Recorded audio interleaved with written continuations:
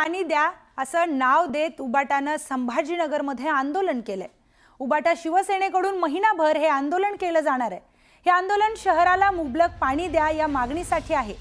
मुकुंदवाडी चौकात तोरण बांधून तोरणाला घागरी आणि हंडे बांधून इथे निषेध आंदोलन करण्यात आले। मुख्यमंत्री देवेंद्र फडणवीस ज्या रस्त्याने शहरात येणार आहेत त्याच रस्त्यात हंडे तोरण बांधले जाणार आहेत। विरोधी पक्षनेते अंबादास दानवे या आंदोलनात स्वतः सहभागी होणार आहेत।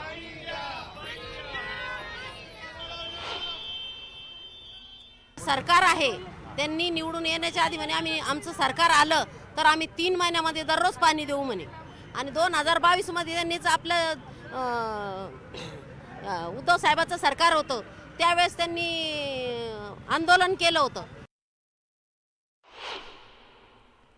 आम्हाला 12 दिवसानंतर पाणी येतो।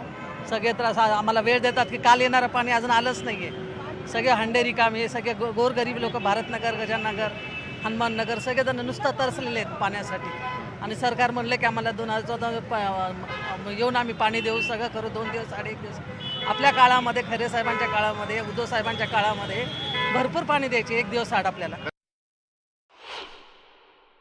जलसम्राट होते, कुठे गेलेत ते? आज त्यांना इथं बोलवलं पाहिजे। जे म्हणत होते 2014 मध्ये तुम्हाला पाणी मिळेल, 2018 मध्ये तुम्हाला पाणी मिळेल, त्यांना बोलून जाब विचारायला पाहिजे।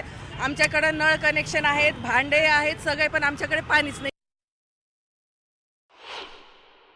ही परिस्थिती आहे म्हणजे याचे इफेक्ट किती होतात, याचे इफेक्ट किती होतात। 12 दिवसाला, 14 दिवसाला पाणी या ठिकाणी येतंय आणि प्रशासन ज्या पद्धतीनं बेफिकिरीनं वागतंय हे बघा ना। भारतीय जनता पार्टीच्या सगळ्या शहरात होर्डिंग लावले। पाण्याविषयी नाही बोलत कोणी, पाण्याविषयी बोलत नाही म्हणजे पुतळा आम्ही बसवलेला आहे सगळा।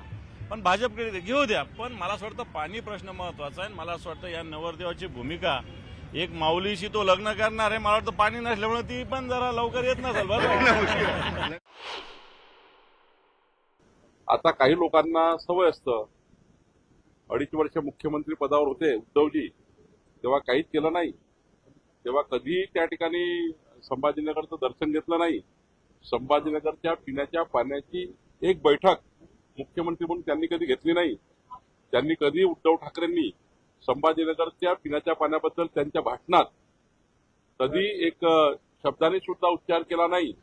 आणि आता आमचं सरकार आल्यावर ही योजना आता इतकी फास्ट सुरू आहे की ते पूर्ण होईल आणि संभाजीनगरचा पिण्याच्या पाण्याचा प्रश्न हे सुटेल।